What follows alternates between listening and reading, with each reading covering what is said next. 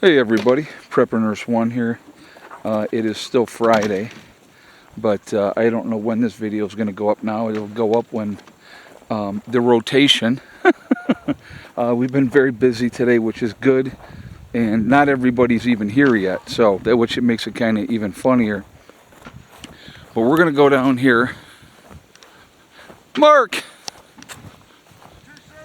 No, it's not. No, we got to see a progress update. Uh-oh. So we're going to go down here and get a update of what Mark has been working on down here at the deer blind. And, well, how come all this plywood isn't up yet? Or the T111, yeah. I thought this would all be up by now. I'm being sarcastic, guys. It's we're gonna let Mark explain what he's doing and what's going on. Oh, I see. Yeah, Dave's down here distracting you, not letting you get any work done.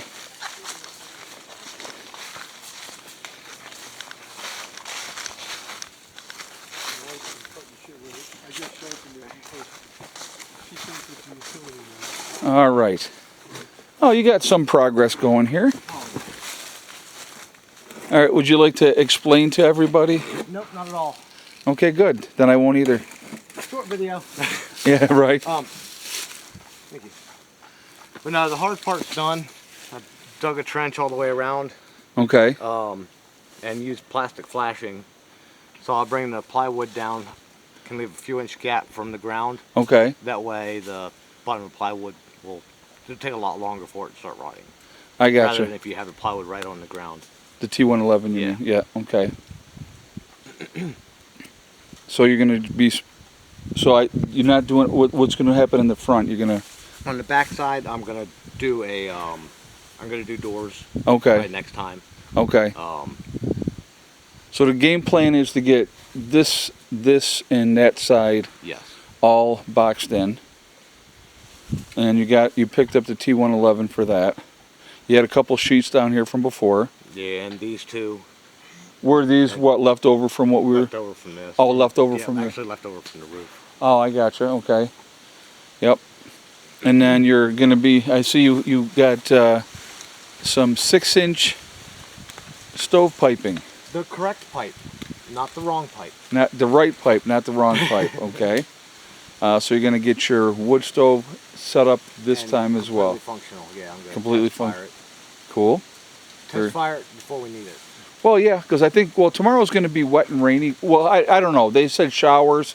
I mean, I've seen from showers to all day rain back to showers. So who knows what we're going to be seeing tomorrow? I have no idea yet. But today, for rain because it'll lock in all that gravel that we just. well, we got more rain coming past that too. So Well, shed might be here and covering it. As long as it rains on that side of the hill, not on this side, we can make progress.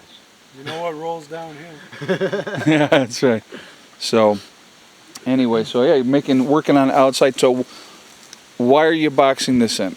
That way I can have safe, secure storage down here after I clean up my mess, and I'll dig down. I'm probably, because of the slope, I'll probably have a couple levels. Right. Just try to flatten it out. Right. That way I can store heavier stuff down here until I get a woodshed built, wood to keep it dry, and things like that. And also so that it is. I was waiting for you to say it, but you didn't. So when it gets winter, you're not losing heat up through that way, and you're not going to get the cold sucking all the heat. And I have this plywood here. Yep. That is also going to go Above. Okay. up here. Okay. It'll do two things. It'll protect the insulation. Yep. Keep the insulation dry. Keep rodents and stuff out. Right. And less heat loss. Right. But with having it boxed in, skirted, it makes a huge difference with your heat. Kind of like the Camper. exactly like Yeah. Example. Trust me, I know firsthand. Yes, like I learned my lesson last year. If anybody doesn't know what I'm talking about, last year in December, everybody kept saying you got to get your building or your camper skirted. You got to get your camper skirted. And I kept going, yeah, I'm going to get to it. I was working on other projects and didn't get to it. And we had a cold snap for about 4 or 5 days where it was really, really cold. I was not, with the heat on full in the camper did not get warmer than 50 degrees during that stretch. I'll get it done tomorrow is the easiest answer, but also the worst answer to anything. Exactly. So what ended up happening was, right after that cold snap ended, I skirted the camper. I put plastic on the inside of the windows, and then I put a felt over the top of the plastic. So when it did get colder after that, the camper was actually nice and toasty and comfortable, and I didn't have to worry about it, and I wasn't having all that heat loss. So the heat loss is huge. And I'm going to come down here and I'm going to show you underneath here. So I don't know if you guys saw a good angle, but he's got insulation up underneath here, and he's going to take these sheets here and he's going to be putting them up on the underside of here to help protect that as well. And again, keep the critters out as much as he can. But with having the whole thing skirted, that way too, it's going to add extra protection. And then the wind also won't be a factor because it'll be blocked. Yeah. So, and all these posts, guys, so you know, the posts are all concreted into the ground, and these are pressure treated posts. So they will hold up and last a very, very long time. And but it is a work in progress, and it takes time. And, when you're only down here once a month, it makes a difference. Yeah. And but you were asking about down here. Right. Probably gonna end up with a piece of T111 on each end. Hold on, let me come around. Probably have a piece of T111 on each end. Okay. And then a door and a door. Oh, okay. That way you can have two different entrances, or two sides. I can keep my cross braces. There again, being up in the air on the side of a mountain. Right. Without bracing, it vibrates. Right. When the wind picks up. Yep. So, but yeah, it's just like with anything, guys. To be honest with you, all these projects, they don't happen overnight. They take time, and Mark got in last night, and he's been doing this today. And the grunt hard work was the digging of the side slots, basically. In my mind, this is gonna be quick and easy and done this morning. Yeah.